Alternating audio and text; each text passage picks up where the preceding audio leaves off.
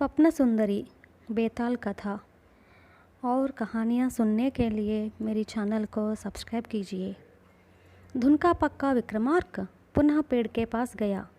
उसने पेड़ से शव को उतारा, अपने कंधे पर डाल लिया और स्मशान की ओर बढ़ता गया। तब शव के अंदर के बेताल ने कहा, मुझे शंका हो रही है कि तुम कोई साधारण मनुष्य नहीं बल्कि असाधारण और अलौकिक मनुष्य हो।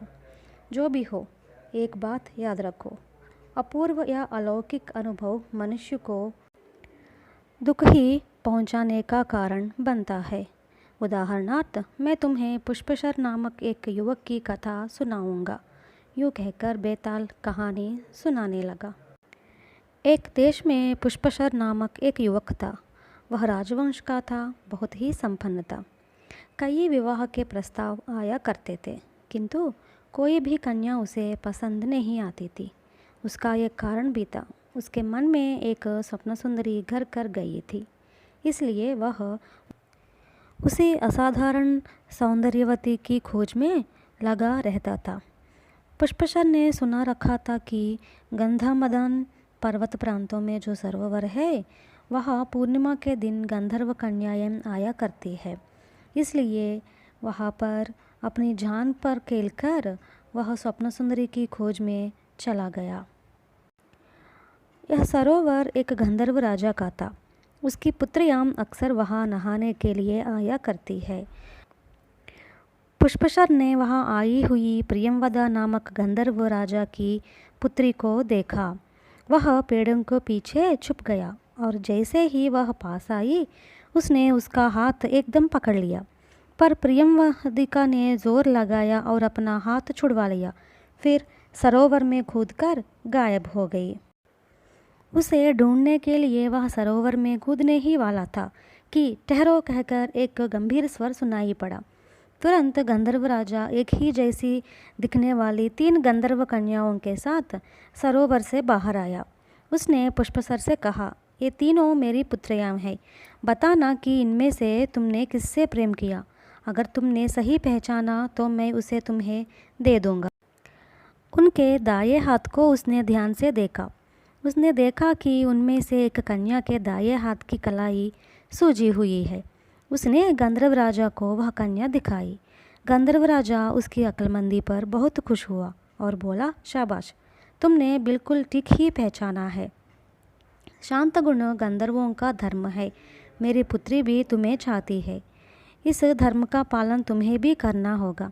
किसी भी परिस्थिति में उसे खोना नहीं चाहिए। कभी क्रोधित होकर अपने आप से बाहर होकर 3 बार तुमने उसे पीटा तो वह निश्चित रूप से तुम्हें छोड़कर चली आएगी। ऐसा कहकर प्रियंवदा को उसने वही छोड़ दिया और बाकी दोनों पुत्रियों को लेकर वहाँ से गायब हो गया। पुष्पसर ने वही तभी गंधर्व पद्धति के अनुसार विवाह कर लिया और अपना नगर ले गया। कुछ दिनों बाद उसे अपनी पत्नी के साथ अपने बचपन के एक दोस्त के घर जाना पड़ा। उस दोस्त का बच्चा हुआ था। उस बच्चे को झूले में लिटाने वाले हैं। उस उत्सव में भाग लेने बहुत लोग आए। पुष्पसर ने लाई भेंटें उस बच्चे की माँ को दी। फिर उसने बच्चे को उठाया और चूमा। वह उस बच्चे को प्रियंवदिका के हाथ में देना चाहता था, किंतु बच्चे को देखते ही प्रियंवदिका ने अपना मुंह फेर लिया। उसके मुख का घृणा के भाव स्पष्ट दिख रहे थे। वह तुरंत वहाँ से चली गई। वहाँ जितने भी मौजूद थे सब उसके बर्ताव को देखकर चकित रह गए। पुष्पसर के आश्चर्य का ठिकाना न रहा। जैसे ही घर लौटा, उसने उससे नाराजी से पूछा, बच्चे को देखते ही क्यों विमुख होकर ऐसी चली आई? उसे गोद में लेने की इच्छा नहीं हुई। प्रियंवदिका ने कहा, मैं पूछ रहा हूँ कि तुमने ऐसा क्यों किया? पुष्पसर ने पूछा। कारण नहीं बताऊंगी, प्रियंवदिका ने स्पष्ट कह दिया। पुष्पसर अपने को नियंत्रण में ना रख सका और उसने गला पर चपत मार दिया।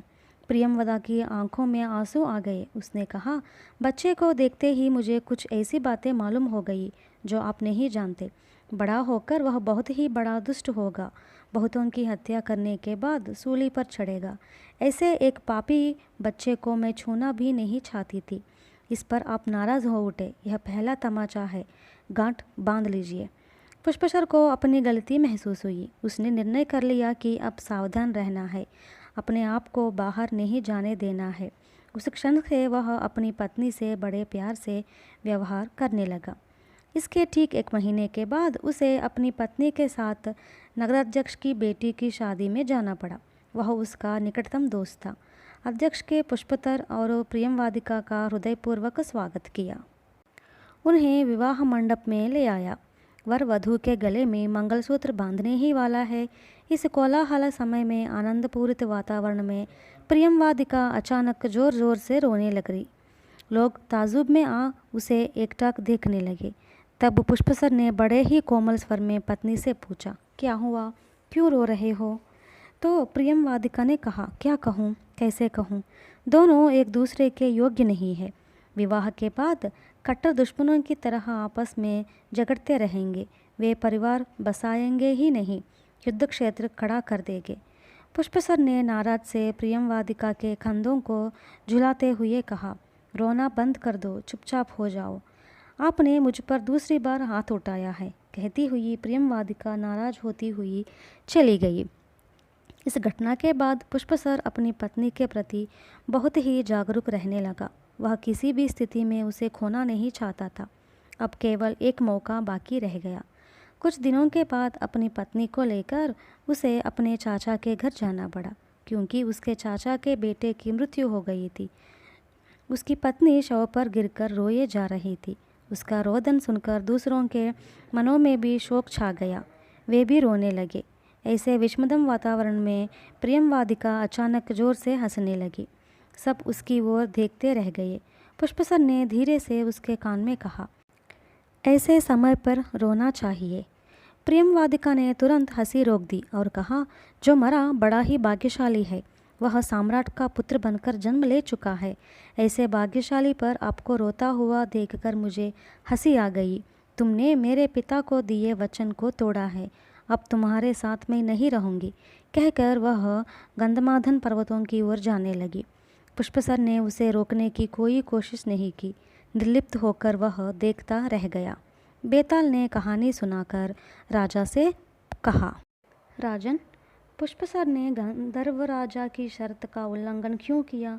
उसे छोड़कर जाती हुई प्रियमवादिका को रोकने की कोशिश क्यों नहीं की? इन संदेहों का समाधान जानते हुए भी नहीं दोगे तो तुम्हारा सर फट जाएगा। विक्रमार्क ने उत्तर दिया, पुष्पसर ने अपने मानव स्वभाव में परिवर्तन नहीं ला पाया। इसी प्रकार प्रियमवादिका भी अपने गंधर्व स्वभाव को बदल नहीं पाई। पुष्पसर ने जब 3 बार अपनी पत्नी को मारा, तब उसने यही सोचा कि ऐसी स्थिति में समाज मेरे बारे में क्या सोचेगा। उसे उस समय यह नहीं याद आया कि उसे क्या वचन दिया और शर्त क्या थी। प्रियमवादिका में भी गंधर्व कन्या होने के नाते असाधारण शक्ति थी। अपनी इस शक्ति के बल पर ही वह दूसरों का भविष्य बता पाती थी। इसलिए उसने जो चाहा किया। जब पुष्पसर को यह ज्ञात हो गया कि हम दोनों के धर्म में वैरुद्ध है और यह सहज है, तो उसे यह कठोर सत्य जानने में विलंब नहीं किया। इसीलिए उसने प्रियमवादिका को जाने से नहीं रोका। इस प्रकार राजा के मौनभंग में सफल बेताल इस प्रकार राजा के मौनभंग होते ही बेताल शव सहित गायब हो गया और पेड़ पर जा बैठा।